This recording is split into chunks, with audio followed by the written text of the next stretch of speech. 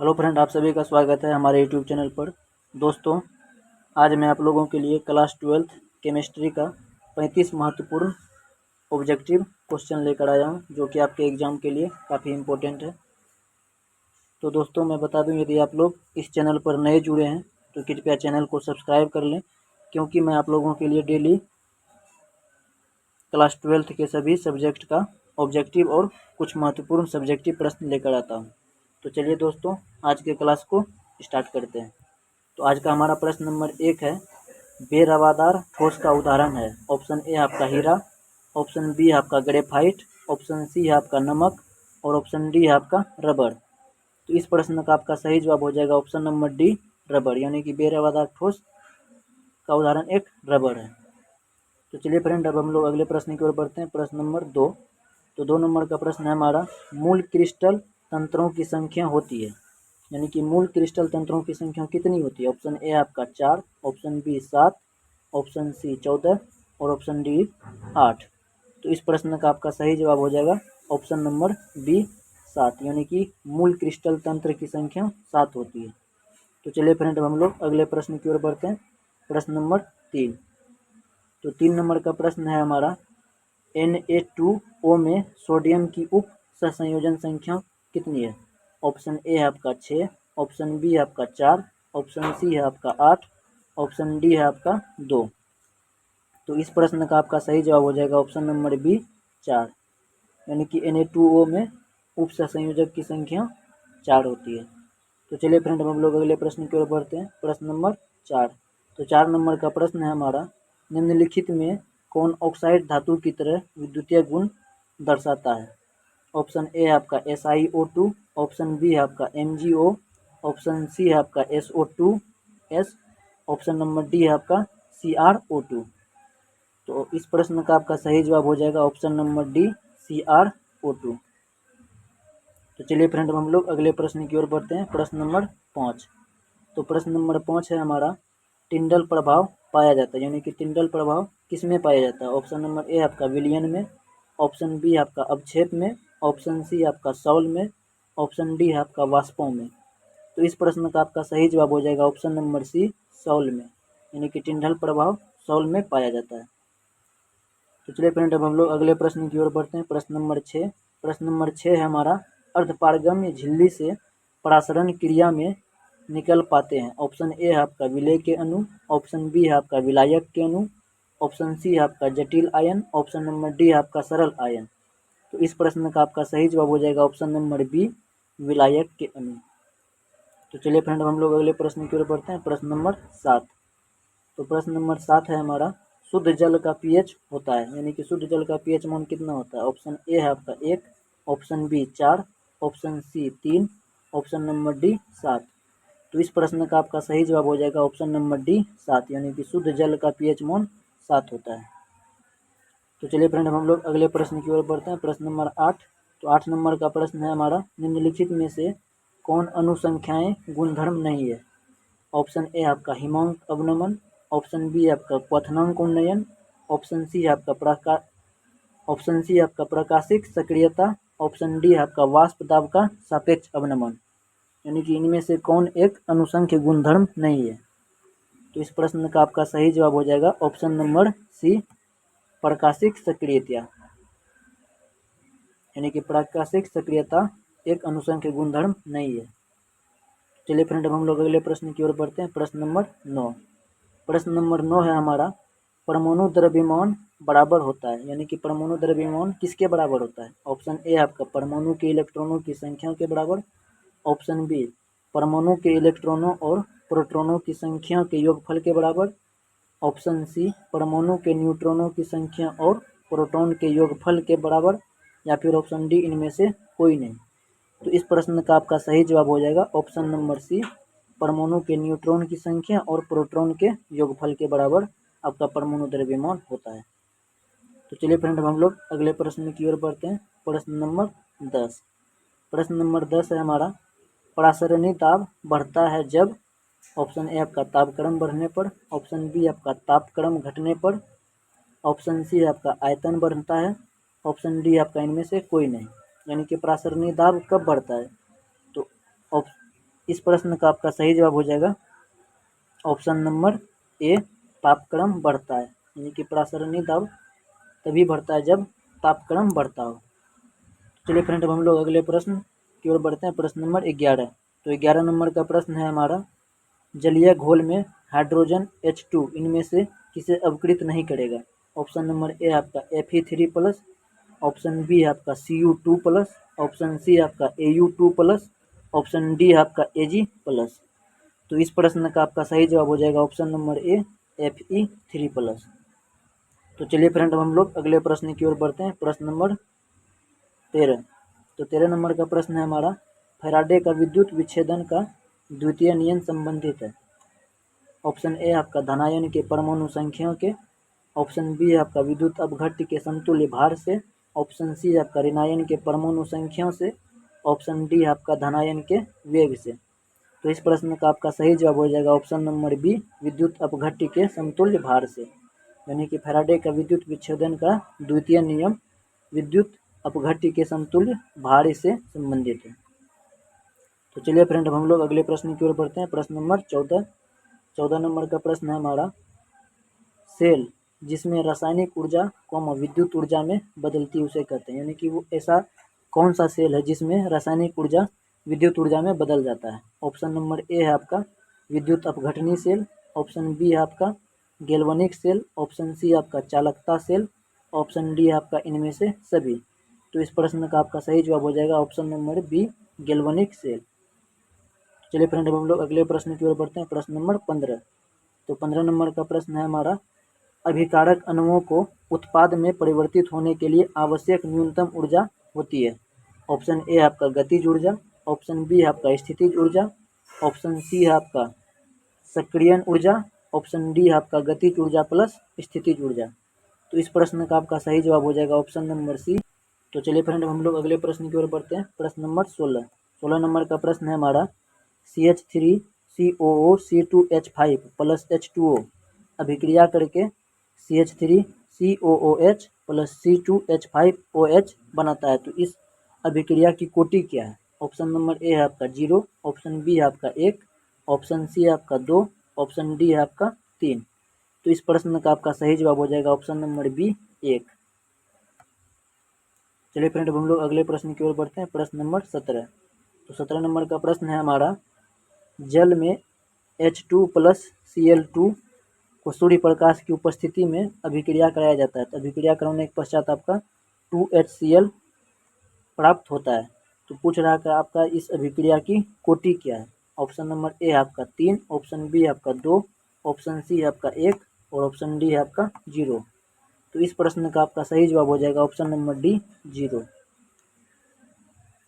तो चलिए फ्रेंड, अब हम लोग अगले प्रश्न की ओर बढ़ते हैं, प्रश्न नंबर 18। तो 18 नंबर का प्रश्न है हमारा, किसी वस्तु के प्रतिक्रिया करने का दर निर्भर करता है। ऑप्शन ए आपका परमाणु भार पर, ऑप्शन बी आपका समतुल्य भार पर, ऑप्शन सी आपका अनुभार पर, ऑप्शन डी आपका सक्रिय भार पर। तो इस प्रश्न का आपका सही जवाब हो जाएगा ऑप्शन नंबर डी, सक्रिय भार पर। तो चलिए फ्रेंड, अब हम लोग अगले प्रश्न की ओर बढ़ते हैं, प्रश्न नंबर 19। तो प्रश्न नंबर 19 है हमारा, रासायनिक अधिशोषण में कितनी परतें होती है। ऑप्शन ए आपका 1, ऑप्शन बी 2, ऑप्शन सी अनेक, ऑप्शन डी 0। तो इस प्रश्न का आपका सही जवाब हो जाएगा ऑप्शन नंबर ए, 1, यानी कि रासायनिक अधिशोषण में एक परत होती है। चलिए फ्रेंड, अब हम लोग अगले प्रश्न की ओर बढ़ते हैं, प्रश्न नंबर 20। तो 20 नंबर का प्रश्न है हमारा, निम्न में से किसमें टिंडल प्रभाव नहीं पाया जाता है।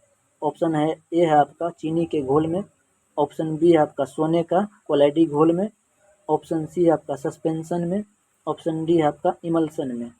तो इस प्रश्न का आपका सही जवाब हो जाएगा ऑप्शन नंबर ए, चीनी के घोल में, यानी कि चीनी के घोल में टिंडल प्रभाव नहीं पाया जाता है, बाकी इन सभी घोल में टिंडल प्रभाव पाया जाता है।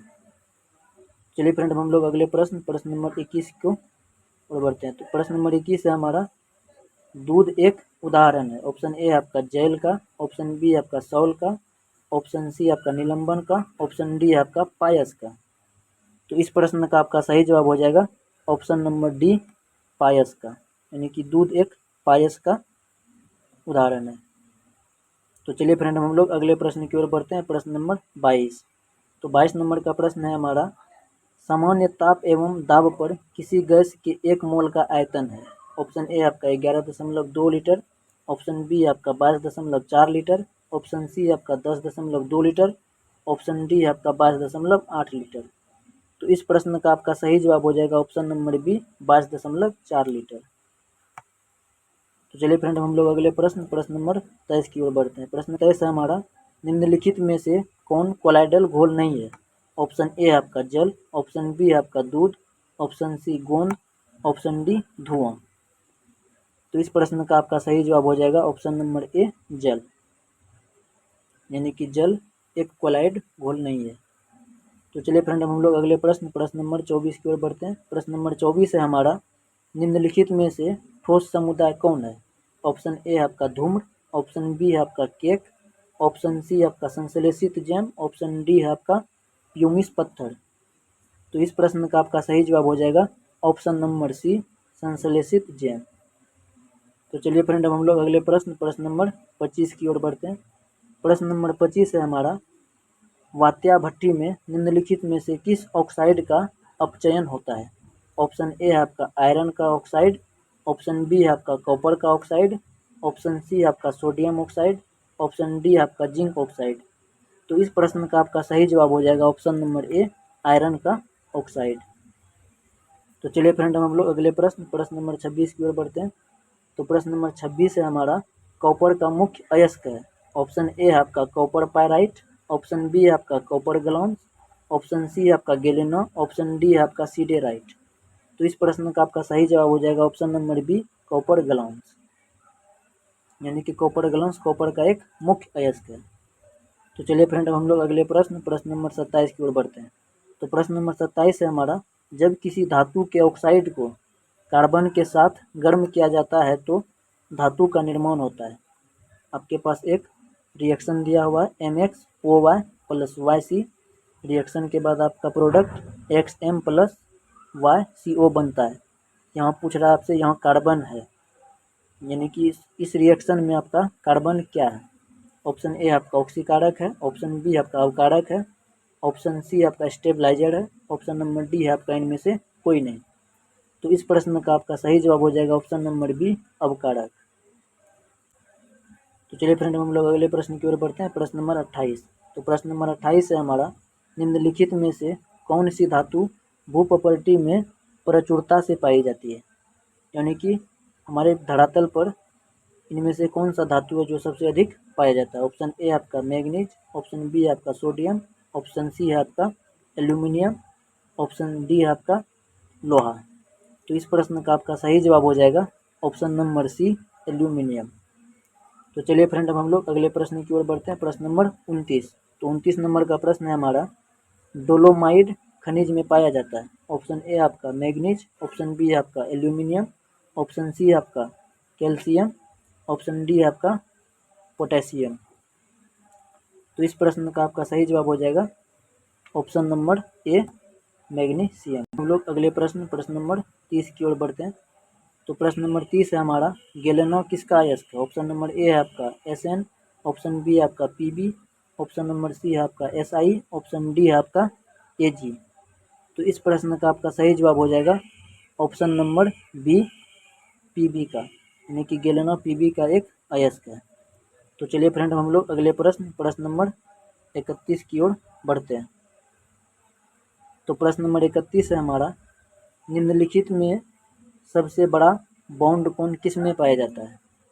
ऑप्शन ए आपका H2O में, ऑप्शन बी PH3 में, ऑप्शन सी H2S में, ऑप्शन डी NH3 में। तो इस प्रश्न का आपका सही जवाब हो जाएगा ऑप्शन नंबर डी NH3 में, यानी कि NH3 में सबसे बड़ा बॉन्ड एंगल पाया जाता है। चलिए फ्रेंड हम लोग अगले प्रश्न की ओर बढ़ते हैं। प्रश्न नंबर 32। प्रश्न नंबर 32 है हमारा, H2SO4 है एक।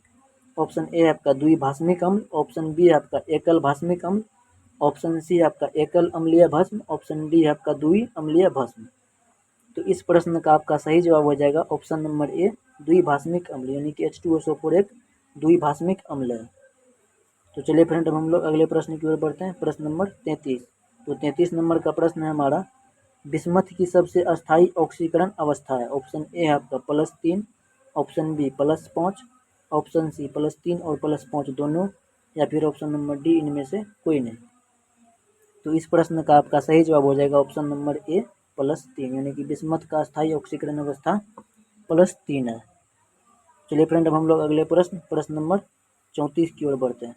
तो 34 नंबर का प्रश्न है हमारा, निम्नलिखित में से कौन सा सबसे शक्तिशाली ऑक्सीकारक पदार्थ है। ऑप्शन ए है आपका F2, ऑप्शन बी है आपका Cl2, ऑप्शन सी है आपका I2, ऑप्शन डी है आपका Br2। तो इस प्रश्न का आपका सही जवाब हो जाएगा ऑप्शन नंबर ए F2, यानी कि F2 सबसे शक्तिशाली ऑक्सीकारक पदार्थ है। तो चलिए फ्रेंड, हम लोग अगले प्रश्न की ओर बढ़ते हैं और आज का ये आखिरी प्रश्न है, प्रश्न नंबर 35। प्रश्न नंबर 35 है हमारा, सल्फाइड एस्क का समाहरण किया जाता है। ऑप्शन ए है आपका फैन उत्प्लावन विधि द्वारा, ऑप्शन बी है आपका विद्युत विच्छेदन द्वारा, ऑप्शन सी है आपका भर्जन द्वारा, ऑप्शन डी है आपका इनमें से कोई नहीं।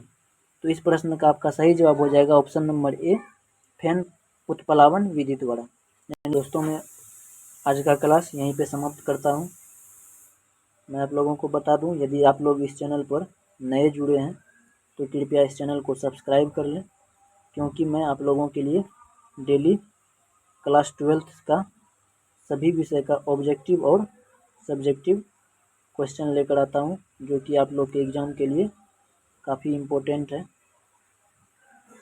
तो दोस्तों, आप लोग इस चैनल को सब्सक्राइब कर लें और अपने फ्रेंड में भी शेयर कर दें। तो आज के लिए बस इतना ही, मिलते हैं फिर किसी अगले दिन अगले टॉपिक के साथ। धन्यवाद।